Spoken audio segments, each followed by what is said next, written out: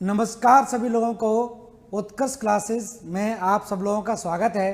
तो देखिए, हम बात कर रहे थे, हम अब टॉपिक आज शुरू करेंगे जलमंडल।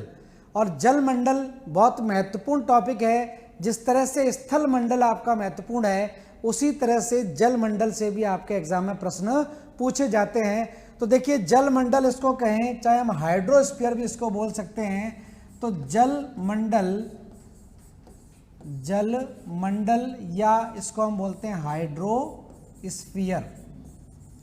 तो देखिए, आपके एग्जाम के पॉइंट ऑफ व्यू से क्या क्या प्रश्न इसमें बन सकते हैं, वही आपको जानना है जलमंडल के बारे में। ठीक है, तो देखिए, जलमंडल में सबसे पहली चीज तो हम जानेंगे कि जलमंडल होता क्या है, इसका क्या क्या क्या है विस्तार है, उसके बारे में हम जानेंगे। उसके बाद हम पढ़ेंगे इसमें क्या है, उच्चावच पाए जाते हैं। उच्चावच, जिस प्रकार से आप देखेंगे भूपृष्ठ की ऊपरी सतह पर आप देखेंगे कहीं कहीं पर ऊंची ऊंची पर्वत श्रृंखलाएं, कहीं पर पठारी क्षेत्र, मैदानी भाग, इस तरह से ये भूपृष्ठ के ऊपर आप देखते हैं, ऊपरी सतह पर आप देखेंगे। लेकिन इसी तरह की स्थिति क्या होती है, महासागरों की तली में भी ध्यान रखना इस तरह की आकृति दिखाई देती है। तो इस प्रकार की स्थिति को हम क्या बोलते हैं, इसको हम बोलते हैं उच्चावच। तो महासागरीय उच्चावच या समुद्री उच्चावच की भी हम बात करेंगे। तो पहले हम जानेंगे क्या स्थिति है, जलमंडल कितने महासागरों में विभाजित है, कौन सा सबसे बड़ा महासागर है, कौन सा सबसे छोटा महासागर है, या महासागरों के किनारों पर कौन कौन से सागर नजर आते हैं। तो उन सागरों को भी थोड़ा सा जान लेंगे तो एग्जाम के हिसाब से आपका अच्छे नोट्स बन जाएंगे।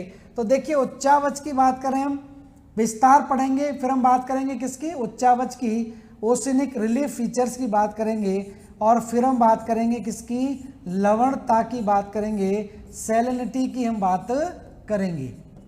किस प्रकार से लवणता से पूछा जाता है कि भूमध्य सागर से ध्रुवों की ओर जाने पर, भूमध्य रेखा से ध्रुवों की ओर जाने पर लवणता पर क्या प्रभाव पड़ता है, या लवणता को प्रभावित करने वाले कारक कौन कौन से कारक हैं जो सैलिनिटी को इफेक्ट करते हैं। क्या वाष्पीकरण प्रभावित करता है, क्या सूर्य का सीधा प्रकाश प्रभावित करता है, या समुद्र के अंदर जो लहरें चलती हैं वो प्रभावित करती हैं, या तापमान प्रभावित करता है।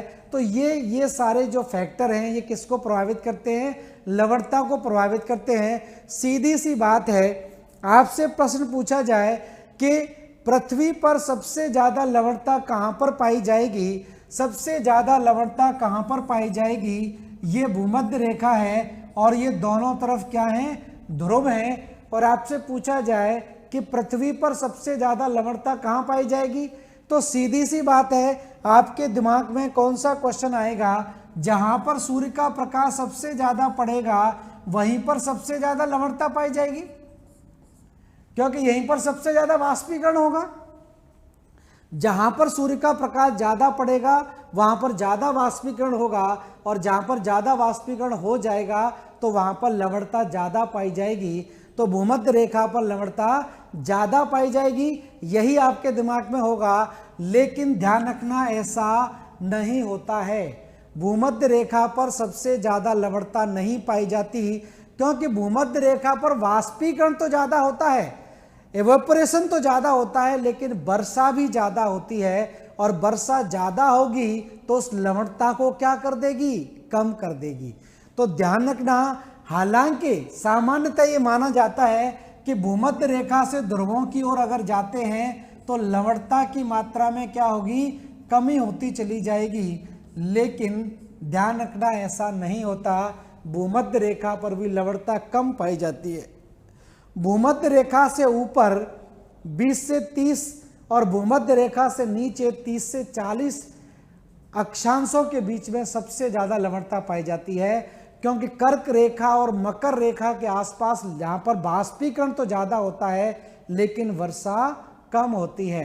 तो ये कॉन्सेप्ट भी मैं क्लियर करवाऊंगा कि लवणता को प्रभावित करने वाले कारक कौन कौन से हैं। ठीक है, तो हम बात करेंगे पहले उच्चावच की।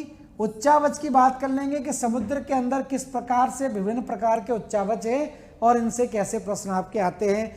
फिर हम बात करेंगे लवणता की और उसके बाद हम बात करेंगे महासागरीय धाराओं की भी बात करेंगे।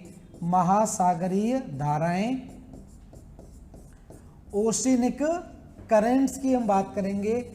ओशिनिक करेंट्स क्या होती हैं, क्या इनसे प्रश्न आपके बनते हैं, कहाँ पर ठंडी जल धाराएं पैदा होती हैं, कहाँ पर गर्म जल धाराएं चलती हैं, ठंडी जल धारा के क्या परिणाम होते हैं या गर्म जल धारा की क्या परिस्थितियां बनती हैं, या कौन सी जल धारा कहाँ पर पाई जाती है, या पूछ लेंगे अफ्रीका के पश्चिमी तट पर कौन सी जल धारा चलती है, या पूछ लेंगे हम्बोल्ट जल धारा कहाँ पाई जाती है, बेंगुला जल धारा कहाँ पर पाई जाती है, क्यूरोसियो काली जल धारा कहाँ पर पाई जाती है। तो इस तरह से इन जल धाराओं के कुछ नाम और इनकी लोकेशन भी आपको याद रखनी पड़ेगी कि और कौन सी ठंडी है और कौन सी गर्म जल धारा है। एग्जाम में प्रश्न पूछा गया है एक बार कि यूरोप का गर्म कंबल किसे कहते हैं, तो यूरोप का गर्म कंबल एक जल धारा को ही बोलते हैं, तो वो जल धारा भी आपसे पूछी जाएगी। तो यहाँ पर हम बात करेंगे किसके बारे में, महासागरीय धाराओं को हम विस्तार से पढ़ेंगे कि भूपृष्ठ पर कहाँ कहाँ पर कौन कौन सी जलधारा क्यों ठंडी और क्यों गर्म है, इस तरह से भी आपसे पूछा जाता है। और उसके बाद हम बात करेंगे किसकी, महासागरों की बात करेंगे। तो महासागरों की जब हम बात करेंगे, एक एक महासागरों के बारे में हम जानेंगे।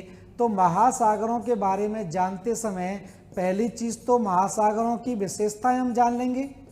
कौन सा महासागर ज़्यादा लंबी है, कौन सा महासागर बड़ा है, कौन सा महासागर वी आकार का है, कौन सा महासागर एस आकार का है, कौन सा ओ आकार का है, या इनकी में कौन कौन से प्रमुख द्वीप पाए जाते हैं, कौन कौन से प्रमुख जल संधियाँ पाई जाती हैं, तो कौन कौन से प्रमुख गर्त पाए जाते हैं, कौन कौन से प्रमुख द्वीप हैं, और महासागर में कौन कौन सी प्रमुख जल संधियाँ आपकी दिखाई देती हैं। तो ये भी हम पढ़ेंगे यहाँ पर, इसके बारे में भी जानेंगे महासागरों के बारे में।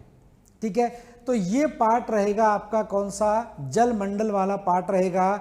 तो जल मंडल में हम 4 टॉपिक पढ़ेंगे। उच्चावच पढ़ेंगे, महासागरीय उच्चावच की बात करेंगे, लवणता की बात करेंगे, महासागरीय धाराओं की भी बात करेंगे, और उसके बाद महासागरों की विशेषताओं की भी बात करेंगे।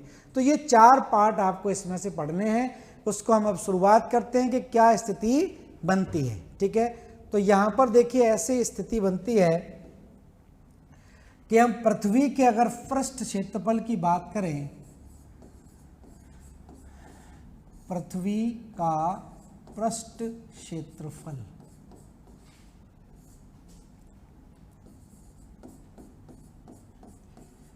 तो पृथ्वी के पृष्ठ क्षेत्रफल को ऑलरेडी हम 2 भागों में विभाजित करके पढ़ चुके हैं। 2 भागों में इसको विभाजित हम कर लेते हैं। मान लीजिए एक तो आप जानते हैं क्या है, जल मंडल है, जल से घिरा हुआ भाग है, कितना है 70.8% भाग पृथ्वी का किससे घिरा हुआ है, जल से घिरा हुआ है। और अगर हम बात करें स्थल मंडल की अगर हम बात करें तो आप जानते ही हैं यहाँ पर लगभग 20 या ये कहें साधारण भाषा में 21 लिख सकते हैं, 29.9,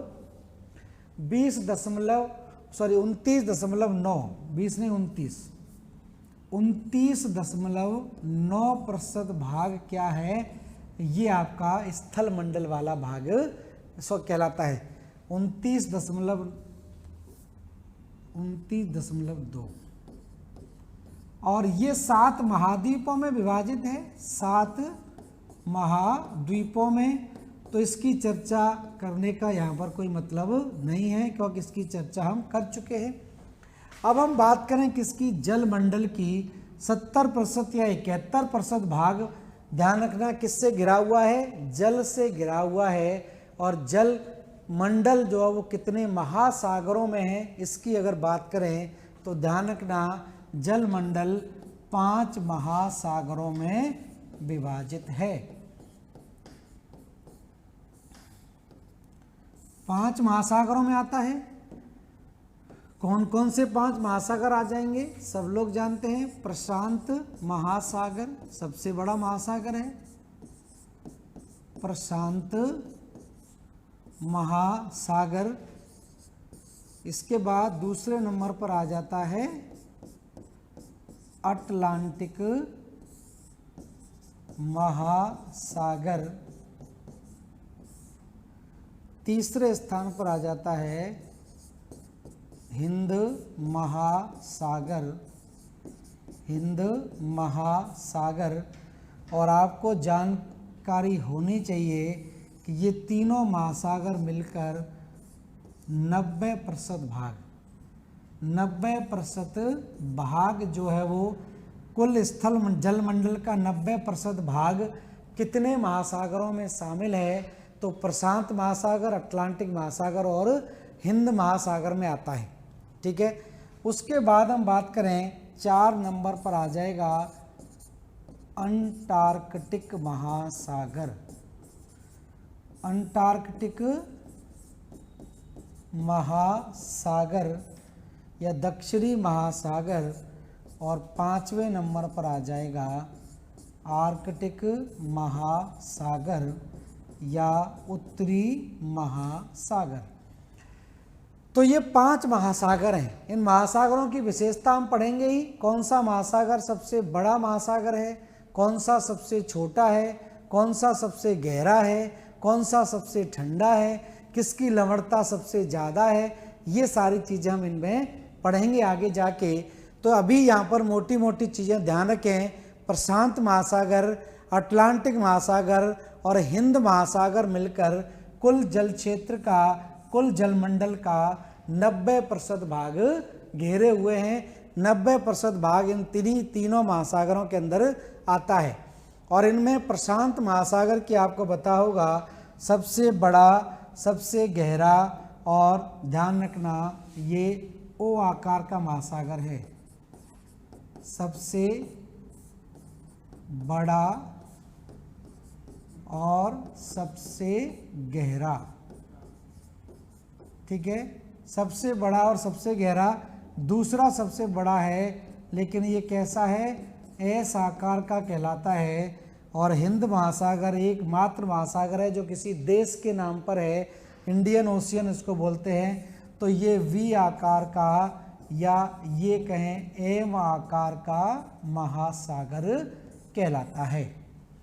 तो ये कुछ ध्यान रखें। शुरुआती पृथ्वी के पृष्ठ क्षेत्रफल को आपको पता ही है, जल मंडल और स्थल मंडल 2 भागों में बांट लेते हैं और आपसे पूछा जाता है कि क्या स्थिति बनती है। अब इसी को थोड़ा सा देखिए आगे बढ़ा दूं तो आपसे पूछा जाता है कि गोलार्धों की अगर बात होती है, उत्तरी गोलार्ध, दक्षिणी गोलार्ध, अगर जानते हैं कि किस गोलार्ध को जलीय गोलार्ध कहा जाता है और किस गोलार्ध को स्थलीय गोलार्ध कहा जाता है। 0 डिग्री रेखा यहाँ से गुजरती है, अक्षांश रेखा, जिसको बोलते हैं हम भूमध्य रेखा या विषुवत रेखा।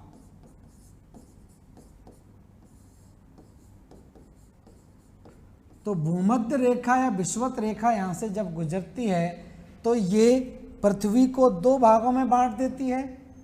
यहाँ से यहाँ तक का भाग क्या कहलाएगा?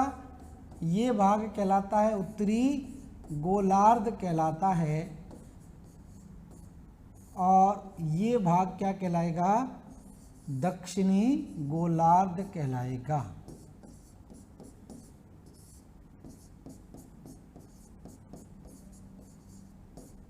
दक्षिणी गोलार्ध। ठीक है, तो उत्तरी गोलार्ध और दक्षिणी गोलार्ध जानते ही, इसमें कोई बताने की जरूरत है ही नहीं। लेकिन उत्तरी गोलार्ध की हम बात करें तो ध्यान रखना, उत्तरी गोलार्ध में 40% भाग क्या है? 40% ध्यान रखना, इसमें जल क्षेत्र है। 40% इसमें जल क्षेत्र है और 60% भाग इसमें क्या है? स्थल क्षेत्र है। ठीक है। उत्तरी गोलार्ध में 40% केवल जल है और 60% क्या है, स्थल क्षेत्र है। इसीलिए जो आपका उत्तरी गोलार्ध है, इस उत्तरी गोलार्ध को ध्यान रखना, इसको स्थलीय गोलार्ध भी कहा जाता है, क्योंकि स्थल भाग की मात्रा इसमें ज़्यादा है। ठीक है। लेकिन अगर हम दक्षिणी गोलार्ध की बात करें तो दक्षिणी गोलार्ध में आंकड़े थोड़े से क्या हैं, अलग प्रकार के हैं। दक्षिणी गोलार्ध में 81% भाग जल है और केवल 19% भाग क्या है, स्थल है। मतलब दक्षिणी गोलार्ध में 81% भाग क्या है, जल क्षेत्र है, जल क्षेत्र है, जबकि केवल 19% भाग क्या है, 19% भाग स्थल क्षेत्र है, स्थल क्षेत्र कहलाता है। और इस मंडल को हम बोलते हैं, ये गोलार्ध आपका कहलाएगा जलीय गोलार्ध, जलीय गोलार्ध कहलाता है। तो ये थोड़े से आंकड़े आपको ध्यान रखने पड़ेंगे, ये आंकड़े इस तरह से आपको थोड़ा याद रखने हैं। ठीक है। अब देखिए बात हो रही है जल मंडल की, तो आपसे पूछा जाए कि पृथ्वी पर जो कुल आप जल क्षेत्र देख रहे हैं, जल मंडल का कितना भाग पीने योग्य है, स्वच्छ जल कितना % है, या पानी के लिए मौजूदा अभी हमारे पास कितना जल है, तो ध्यान रखना 1% से भी कम भाग है जो हमारे पीने लायक है। कुल स्वच्छ जल की बात करें तो वो 2.75% है, जिसमें से 2.05% भाग किसमें है, हिमानियों के रूप में है, हिम टोपियों के रूप में, ग्लेशियर की फॉर्म में जमा है ध्रुवों पर और पर्वत श्रृंखलाओं पर। भूगर्भिक जल की आप बात करें तो देखिए कितना है, 1% से भी कम भाग आपके पानी के लिए नदियों में, झीलों में या जमीन के अंदर से जो हम पानी निकालते हैं वो कितना है। तो पृथ्वी पर जल का वितरण, यहाँ पर थोड़े से आंकड़े और जान लेते हैं। तो यहाँ पर हेडिंग डाल लीजिए आप, पृथ्वी पर जल का वितरण।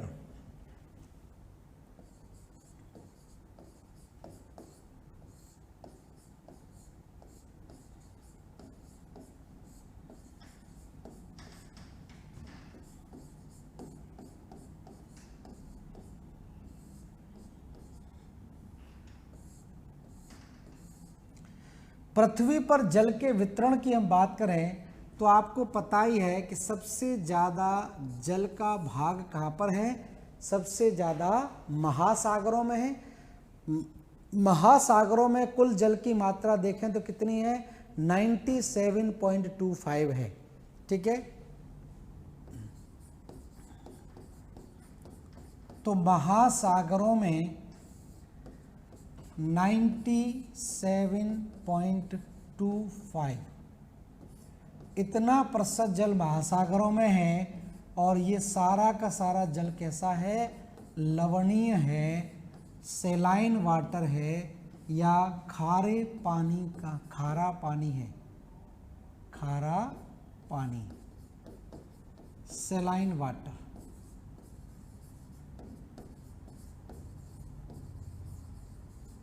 ठीक है, इस तरह की स्थिति बनेगी।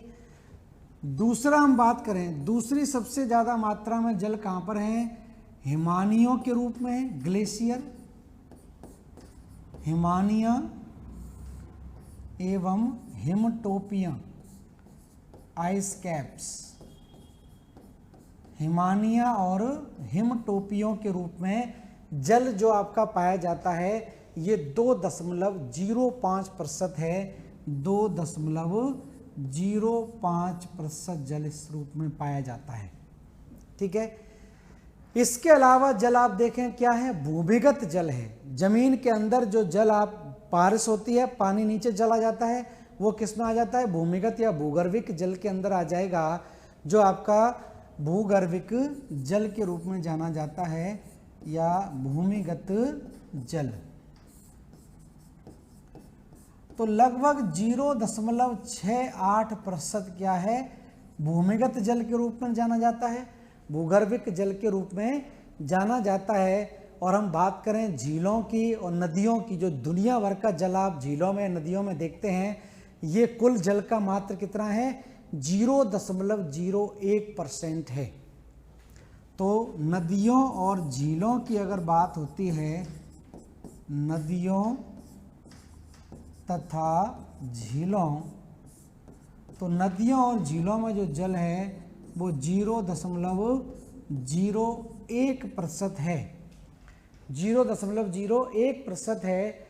और जो मृदा में नमी है, नमी जो मिट्टी सोख लेती है, उससे अगर जल निकाला जाए, उससे अगर जल को निकाल कर बाहर किया जाए तो 0.005% भाग किस में आता है? मृदा में पाई जाने वाली नमी के अंदर आता है। और वायुमंडल के अंदर जो जलवाष्प के रूप में पाया जा रहा है, वायुमंडल के अंदर जो जलवाष्प के रूप में जल है वो मात्र कितना है? 0.001% है। ठीक है। वायुमंडल में आप देखते हैं जो नमी है जिससे हमें वर्षा मिलती है, ये कुल जल क्षेत्र का मात्र कितना है? 0.001% जल है। और जैव मंडल में मतलब जितने भी जीव जंतु हैं और जितने भी पेड़ पौधे हैं, अगर उनमें से जल को निकाला जाए, हमारा शरीर भी ज़्यादातर किससे बना है? जल से ही बना हुआ है। तो अगर जैव मंडल से बायोस्फीयर को पूरे के पूरे को लेकर उससे जल को बाहर निकाला जाए तो ये कुल जल का मात्र 0.4 बार 0 लगा के 4 लगा दो तो ये जैव मंडल वाला जल कहलाता है, जैव मंडल। तो जीव जंतुओं और पेड़ पौधों में जो जल आप देखते हैं वो मात्र कितना है? 0.00004% जल है। इतना जल हमको केवल मिलेगा सारे पेड़ पौधों से और हम सब में से अगर पानी निकाला जाएगा।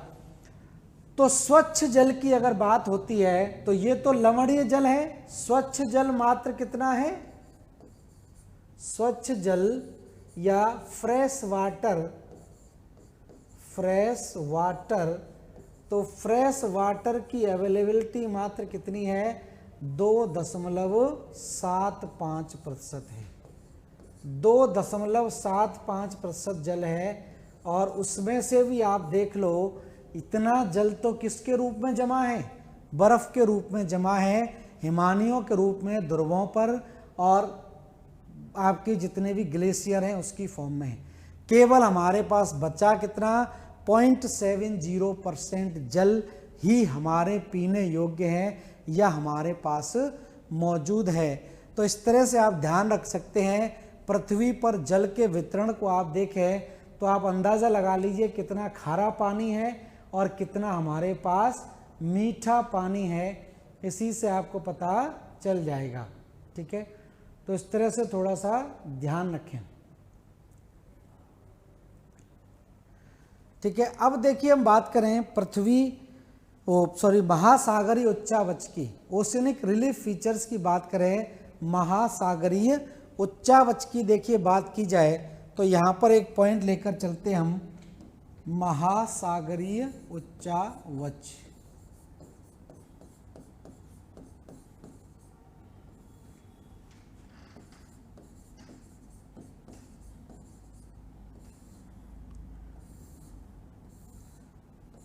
ठीक है।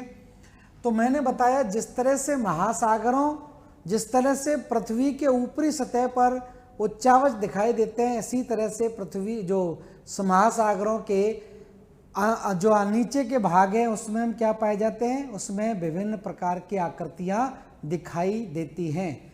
तो यहाँ पर अब एक हिप्सोमेट्रिक ग्राफ अगर खींचें, उच्च ज्यामिति वक्र को अगर खींचा जाए तो इससे आपको ये पता चल जाएगा कि हमारी पृथ्वी पर औसत गहराई कितनी है और हमारी पृथ्वी पर औसत ऊंचाई कितनी है। मतलब समुद्र के नीचे क्या स्थिति है और समुद्र के ऊपर की क्या स्थिति है, इसको आपको क्लियर हो जाएगा। तो यहाँ पर मैं एक हिप्सोमेट्रिक ग्राफ बनाता हूँ, उच्च ज्यामिति की ग्राफ। ठीक है। तो पहले तो मैं इसको थोड़ा सा लिख देता हूँ। तो यहाँ पर लिख लिए कुछ पॉइंट। भूपृष्ठ की ऊपरी सतह पर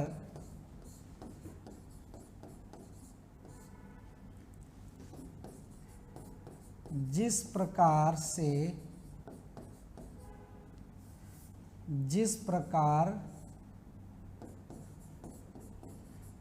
विभिन्न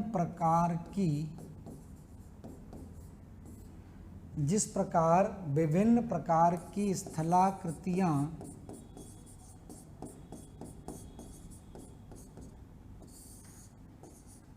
दिखाई देती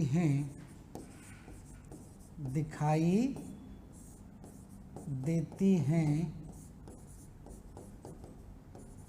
उसी प्रकार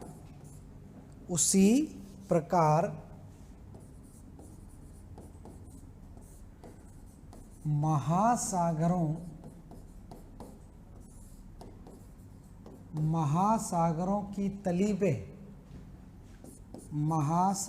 की तली में विभिन्न प्रकार की आकृतियां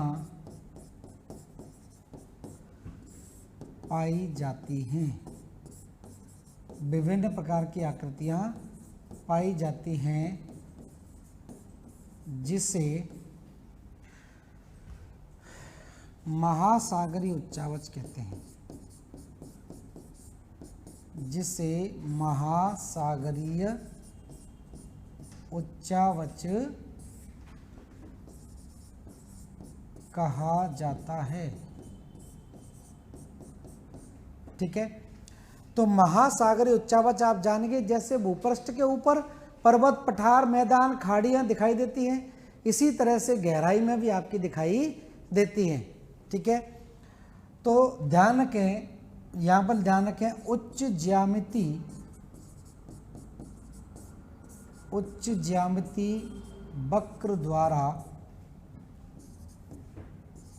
वक्र द्वारा इसे समझा जा सकता है।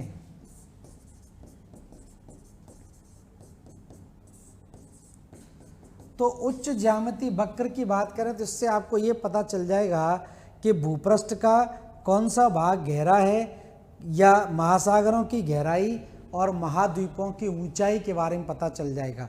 तो बहुत सिंपल होता है। हिप्सोग्राफिक कर्व की बात करें तो यहाँ से मान लीजिए इस तरह से हम एक लाइन खींच लेते हैं।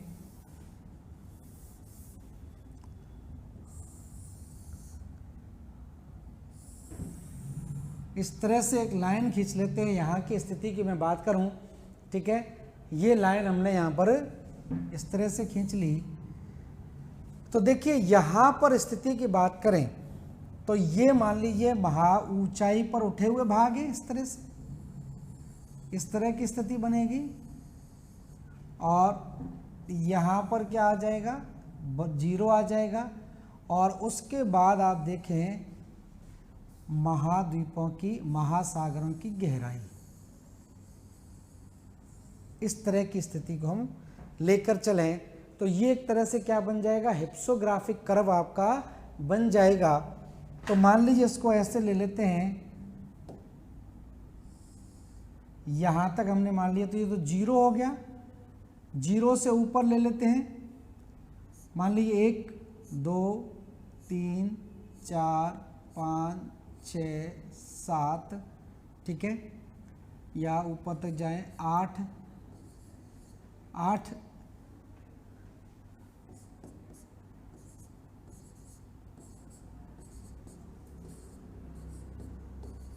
इस तरह की स्थिति को हम ले लेते हैं। ऊपर 9 10 तक आगे तक चले जाएं, ठीक है। ये ऊंचाई क्या है, किलोमीटर के आधार पर है। ऊंचाई किलोमीटर में, और यहां से हम क्या करें, गहराई ले लें। 1 2 3 4 5 6 7 8 9 और इधर 10 तक। तो ये गहराई हो जाएगी किलोमीटर में। गहराई किलोमीटर के अंदर तो ऐसी स्थिति अगर आप देखें तो यहाँ पर ऊंचाई, अधिकतम ऊंचाई की हम बात करें, ये मान लीजिए ऊंचाई है, इस तरह से ये क्या है, भूपृष्ठ वाला क्षेत्र है, और यहाँ से ये क्या है, महासागर है।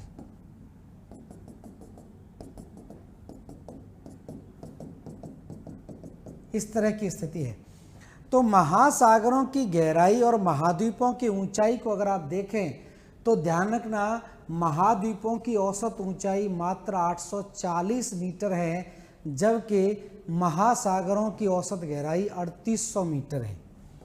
ठीक है, तो यहाँ पर महाद्वीपों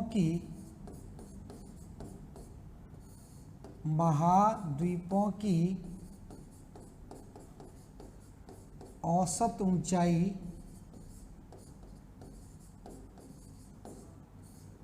और महासागरों की औसत गहराई, महासागरों की औसत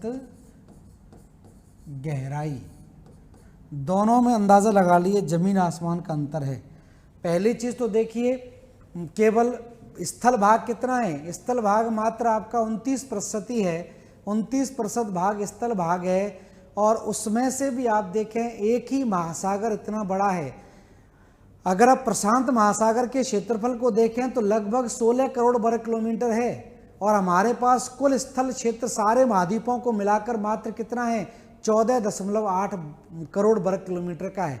तो जितने महाद्वीप हैं, जितने सातों के सातों महाद्वीप हैं, वो सारे एक ही महासागर में समा जाएंगे। पहली बात तो ये।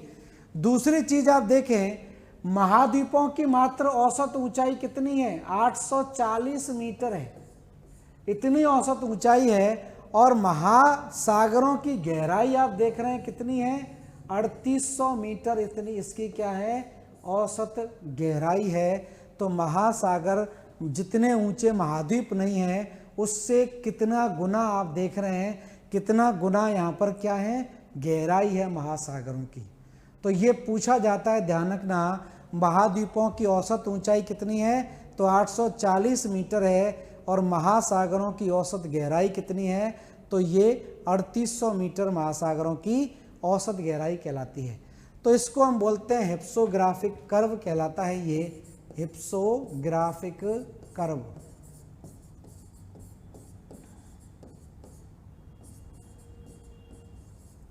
ठीक है, कर्व भले ही समझ में नहीं आए कोई बात नहीं है, लेकिन ध्यान रखें औसत ऊंचाई और औसत गहराई को यहाँ पर ध्यान रखना है।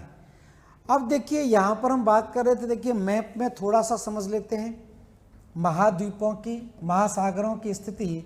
तो देखिए यहाँ पर, यहाँ से लेकर यहाँ तक आप एक महासागर आप देख पा रहे होंगे, ये क्या है, ये महासागर है, इस तरह से एक महासागर है, ये लगभग ओ आकार का महासागर दिखाई दे रहा होगा।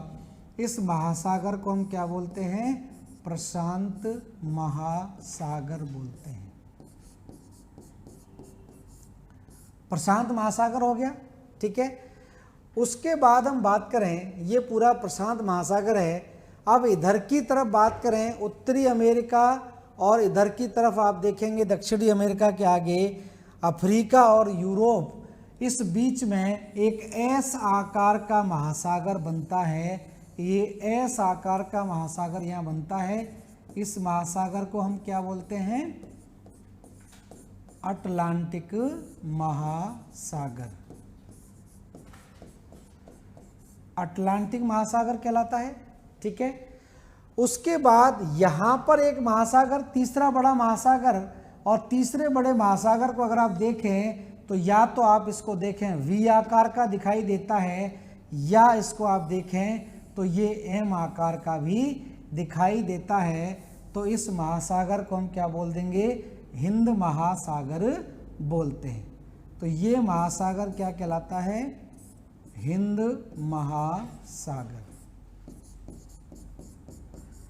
तो ये हिंद महासागर आपसे ये इस तरह से, या हिंद महासागर कहलाएगा। और महासागरों के कोनों पर कुछ सागर नजर आते हैं, तो उसकी भी हम बात करेंगे। ऊपर की तरफ आर्कटिक कहलाएगा, आर्कटिक महासागर, और नीचे की तरफ अंटार्कटिक महासागर।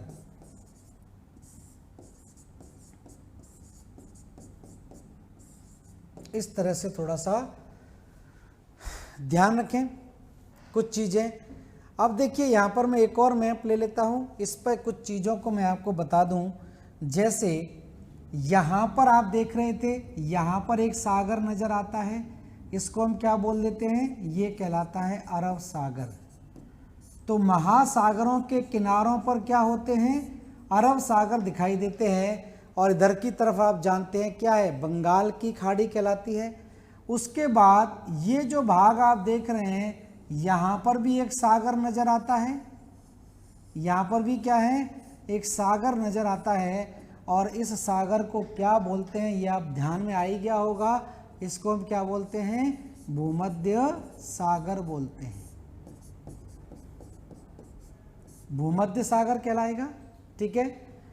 उसके बाद एक सागर आप यहाँ पर नज़र आता है, ये जो एक सागर है, इस सागर को हम क्या बोल देंगे, इस सागर को बोल देते हैं लाल सागर। ये कैस्पियन सागर कहलाता है, लेकिन कैस्पियन सागर सागर नहीं है, कैस्पियन सागर क्या है, झील है। जबकि यहाँ पर हम देखें, यहाँ पर सागर है, ये कहलाता है काला सागर। तो काला सागर ध्यान रखना सागर है, जबकि कैस्पियन सागर क्या है, झील है। कैस्पियन सागर क्या कहलाती है, झील कहलाती है। तो कैस्पियन सागर झील है। उसके बाद यूरोप, और यूरोप के उत्तर में यहाँ पर एक सागर और नज़र आता है, इस सागर को बोलते हैं क्या, इस सागर को बोलते हैं उत्तरी सागर, नॉर्थ सी कहलाता है, उत्तरी सागर। और यहाँ पर भी एक सागर नज़र आ रहा है, इस सागर को हम बोलते हैं सफ़ेद सागर बोलते हैं, या वाइट सी बोलते हैं, सफ़ेद सागर। एक सागर यहाँ नज़र आता है, इसको हम बोलते हैं बाल्टिक सागर। आप एटलस लेके इन जगहों को ढूंढते रहिए, कहाँ पर कौन सा सागर है। तैयारी करने का यही तरीका है कि चीज़ों को आप खुद से खोजेंगे तो आपको आसानी हो जाएगी। अब ये चीन है, और चीन के नीचे यहाँ पर एक सागर है, इस सागर को हम क्या बोलते हैं, इसको दक्षिणी सागर बोलते हैं, दक्षिणी सागर कहलाता है। और यहाँ पर एक सागर है, इसको जापान सागर बोलते हैं, जापान सागर बोलते हैं। और यहाँ चले जाएं इस रूस के इस किनारे, पूर्वी किनारे, तो इसको ओखोटस्क सागर बोलते हैं, ओखोटस्क सागर कहलाता है, ये ओखोटस्क सागर कहलाएगा। और उसके बाद यहाँ पर एक सागर बन रहा है, इस पर जो सागर बनता है इसको बेरिंग सागर बोलते हैं, बेरिंग जल संधि बताया था मैंने, बेरिंग सागर। और ऊपर एक सागर बनता है, इसको चुक्खी सागर बोलते हैं, चुक्खी सागर कहलाता है, चुक्खी सागर कहलाएगा ये। ठीक है। इस तरह से कुछ सागर नजर आ रहे होंगे। उसके बाद ऑस्ट्रेलिया और इधर की तरफ न्यूजीलैंड, और ऑस्ट्रेलिया और न्यूजीलैंड के बीच में एक सागर है, जिसको हम बोलते हैं क्या, तस्मान सागर बोलते हैं। तस्मान सागर किसके मध्य है, न्यूजीलैंड और ऑस्ट्रेलिया के बीच में। तो न्यूजीलैंड और ऑस्ट्रेलिया के बीच में ध्यान रखना तस्मान सागर आपको दिखाई देता है। और उसके बाद यहाँ पर इस क्षेत्र में अगर आप देखें तो यहाँ पर भी एक सागर दिखाई देता है, जावा सुमात्रा द्वीप है इंडोनेशिया के, तो इसको हम बोलते हैं जावा सागर, जावा सागर। उसके बाद ये कैरेबियाई द्वीप हैं, इस कैरेबियाई द्वीपों के बगल में यहाँ पर भी एक ऐसी स्थिति बन जाएगी, इसको क्या बोलते हैं, इसको कैरेबियाई सागर बोल देते हैं। तो ये कैरेबियाई सागर भी जाना जाता है। और यहाँ पर जो खाड़ी है इसको आप जानते ही हैं, क्या बोलते हैं, मैक्सिको की खाड़ी बोलते हैं। तो यहाँ पर मैक्सिको की खाड़ी कहलाती है। ठीक है, मैक्सिको की खाड़ी। हालांकि खाड़ियों की हम बात नहीं कर रहे हैं, यहाँ बंगाल की खाड़ी है। ठीक है, मैक्सिको की खाड़ी या हडसन की खाड़ी, कारपेंट्रिया की खाड़ी, बात कर चुके हैं हम खाड़ियों के बारे में पहले ही। तो ये ध्यान रखना, महासागरों के किनारों पर कुछ सागर नजर आते हैं जिनको अलग अलग जगहों पर अलग अलग नाम दिए गए हैं। तो ये नाम कभी पूछे जाएं कहाँ पर हैं तो आपके दिमाग में थोड़ा सा आ जाना चाहिए कि कौन सा सागर कहाँ पर है। व्हाइट सी कहाँ पर है, उत्तरी सागर कहाँ पर है, कैरेबियाई सागर कहाँ पर है। तो ये कुछ सागर आपको ध्यान रखने पड़ेंगे। ठीक है, तो इसको स्क्रीनशॉट ले लीजिए, या मैप है तो उसमें है, एटलस है तो उसमें आप अपने आप टिक करते चले जाइए। ठीक है, अब देखिए हम बात करें महासागरीय उच्चावच की। महासागरीय उच्चावच की हम बात कर रहे थे। तो महासागरीय उच्चावच को मोटे तौर पर देखा जाए तो 4 भागों में बांटा गया है, और छोटे छोटे इसमें और भी पार्ट हैं, लेकिन मोटे तौर पर इसको क्या करते हैं, 4 भागों में विभाजित किया गया है। तो यहां पर देखिए, नेक्स्ट पॉइंट डालें आगे, महासागरीय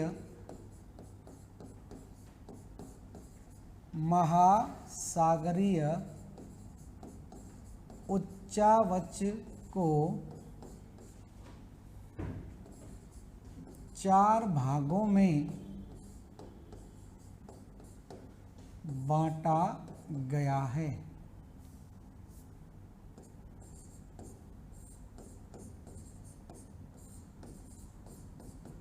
तो 4 भागों में इसको बांटा गया है। ठीक है, तो सबसे पहला भाग आपका कहलाता है कॉन्टिनेंटल शेल्फ या महाद्वीपीय मग्न तट। तो महाद्वीपीय मग्न तट हम बोलेंगे, पहला भाग क्या कहलाएगा, महाद्वीपीय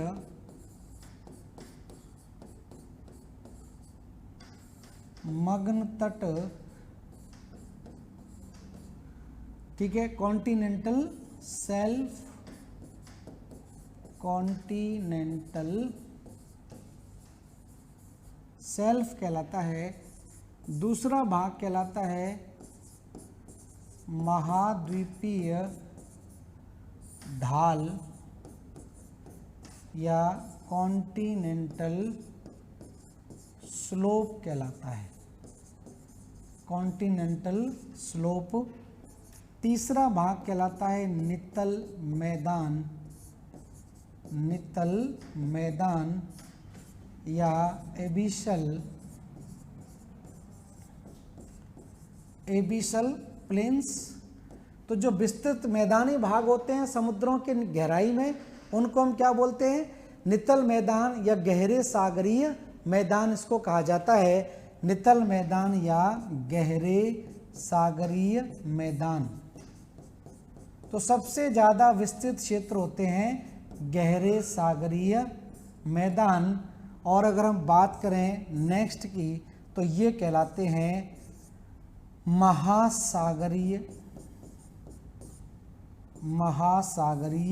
गर्त, ओशिनिक ट्रेंच कहा जाता है, ओशिनिक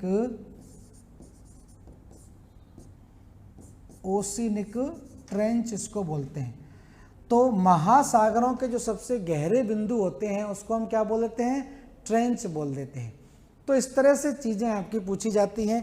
अब ये क्या है, कैसे इनसे प्रश्न बनते हैं, क्या मतलब है, इसको जान लेते हैं। तो पहली चीज़ तो आप ध्यान रखें, महाद्वीपों के वह भाग जो जल में मग्न रहते हैं, महाद्वीपों के वह भाग जो जल में डूबे रहते हैं, जल में मग्न रहते हैं, वो क्या कहलाएंगे, वो आपके कहलाएंगे महाद्वीपीय मग्न तट कहलाते हैं। ठीक है, तो महाद्वीपों के वह भाग जो जल में डूबे रहते हैं वो क्या कहलाएंगे, महाद्वीपीय मग्न तट कहलाते हैं। और दूसरी हम बात करें महाद्वीपीय ढालों की, तो ध्यान रखना, महाद्वीपों के अंतिम बिंदु जो होते हैं, अंतिम बिंदु का मतलब है इसके बाद क्या शुरू हो जाएगा, महासागर शुरू हो जाएगा। तो महाद्वीपों के अंतिम बिंदु क्या कहलाते हैं, या वह क्षेत्र जो मैदानी भाग को, नितल मैदानों को महाद्वीपों से अलग करते हैं, वह भाग आपका कहलाता है महाद्वीपीय ढाल। और बात करें नितल मैदान की, तो नितल मैदान आपके सबसे विस्तृत भाग होते हैं, और महासागरीय गर्त जो होते हैं, तो महासागरों के सबसे गहरे बिंदु, महासागरों के सबसे गहरे बिंदु क्या कहलाते हैं, वो आपके महासागरीय गर्त कहलाते हैं। तो महासागरों के सबसे गहरे बिंदु अगर पूछा जाए किसे कहते हैं, तो महासागरों के सबसे गहरे बिंदु आपके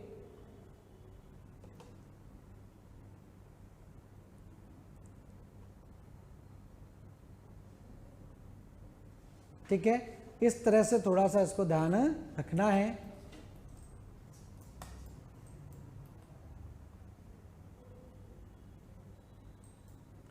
अब इसमें कई तरह की स्थलाकृतियां देखिए बन जाती हैं, तो उस तरह से इसको थोड़ा सा समझ लेते हैं एक डायग्राम के थ्रू।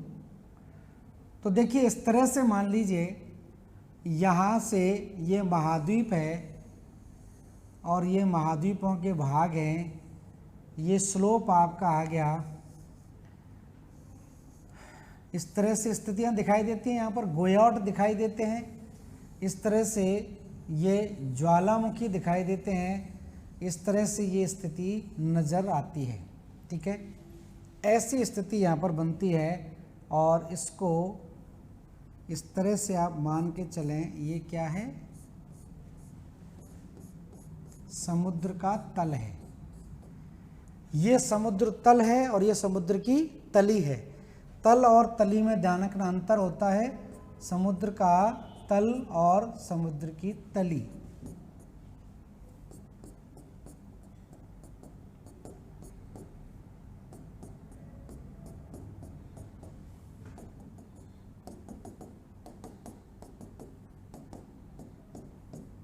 इस तरह से मान लेते हैं थोड़ा सा समझने के लिए।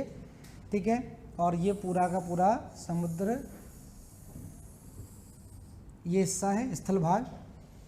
ठीक है, तो यहाँ पर देखिए इसकी स्थिति को देखा जाए तो ये जो भाग आप देख रहे हैं ये तो महाद्वीप हो गया। अब महाद्वीपों के वह भाग जो समुद्र में डूबे होते हैं, तो ये वाला भाग क्या कहलाएगा, ये हिस्सा कहलाता है महाद्वीपीय मग्न तट। महाद्वीपीय मग्न तट कहलाता है। तो जितनी भी नदियां यहाँ पर बहकर आएंगी, वो नदियां सारे के सारे अवसादों का निक्षेपण कहाँ करेंगी, इसी भाग में ही सबसे ज़्यादा अवसादों का निक्षेपण होगा।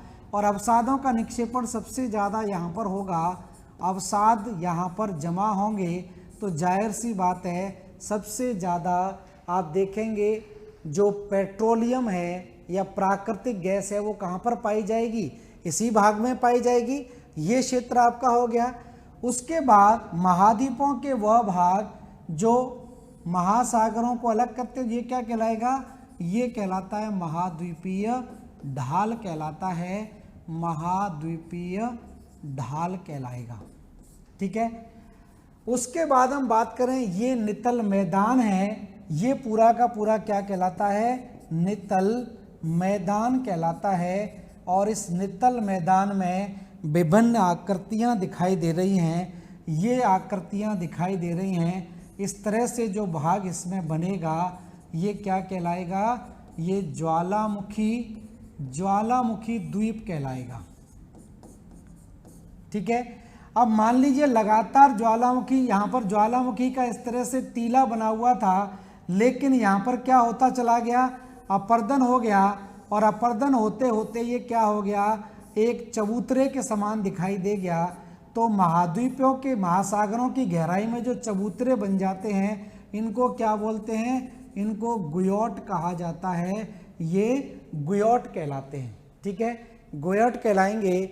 और यहीं पर अगर कोई प्लेट में आपस में इस तरह से अभिसरण हो गया है, अब एक दूसरे के विपरीत दिशा में, तो गहरी गहरी खाइयाँ बन जाएंगी।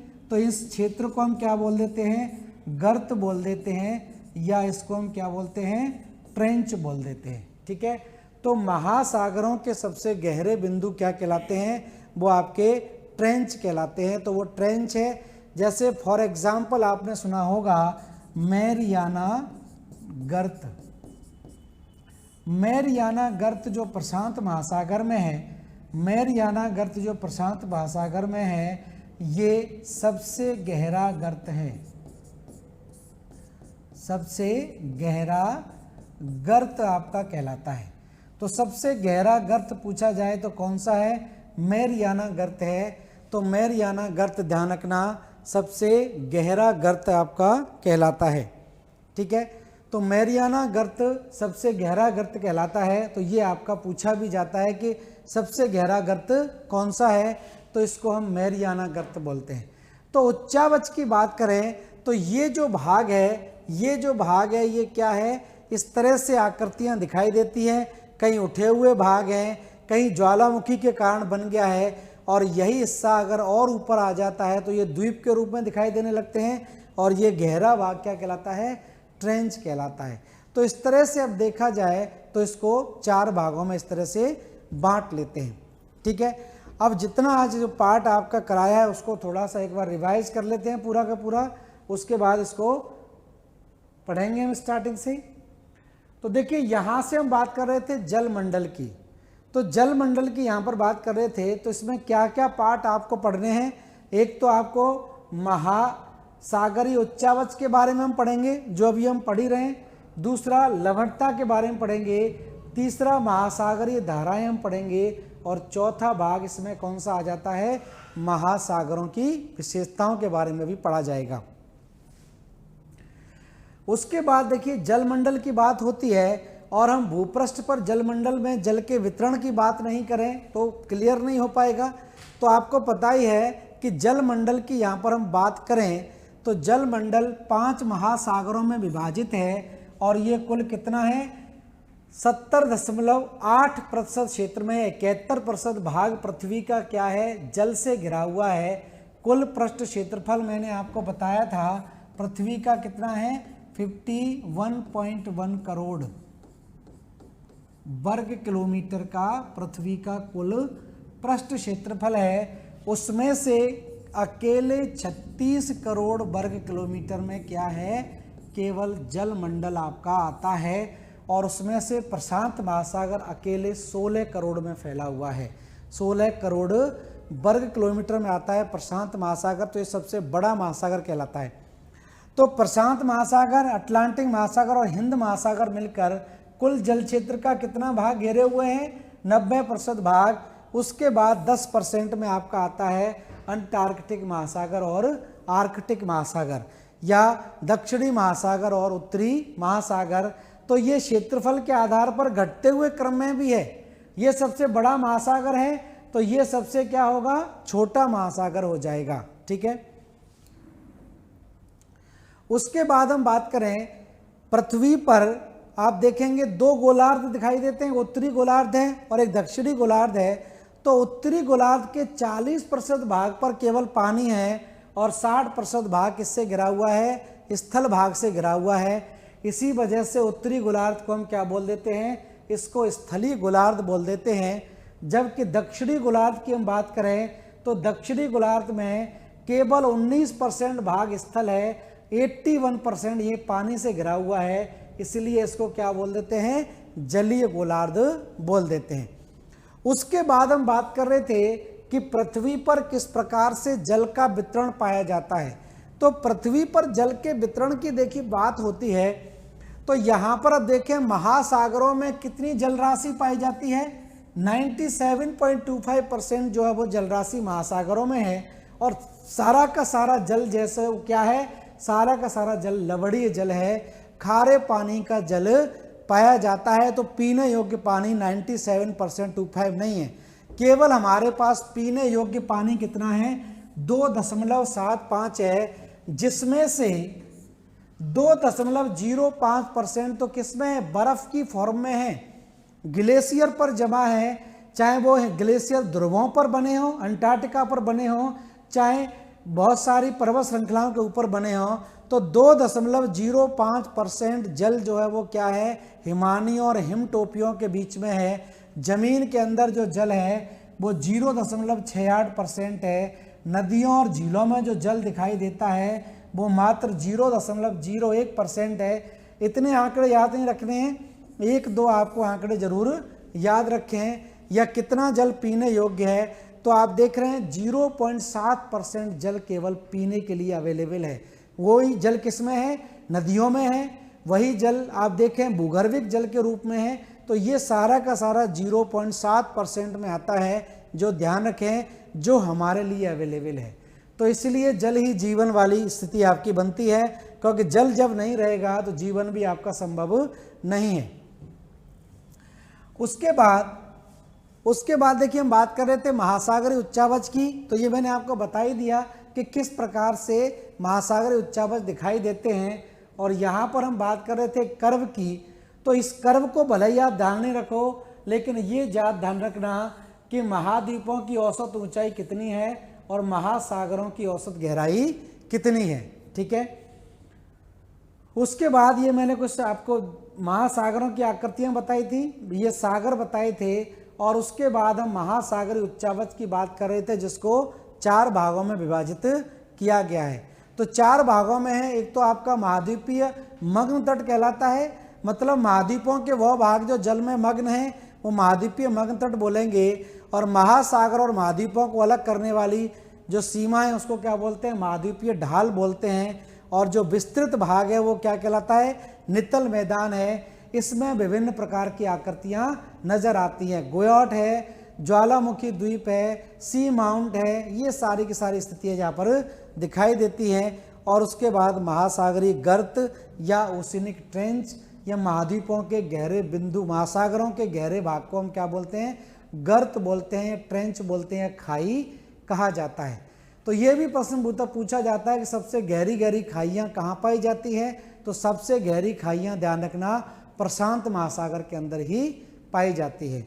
तो इस तरह ही आज ध्यान देते हैं, नेक्स्ट क्लास में इसको आगे करवाया जाएगा। धन्यवाद सभी लोगों के जुड़ने के लिए, थैंक यू।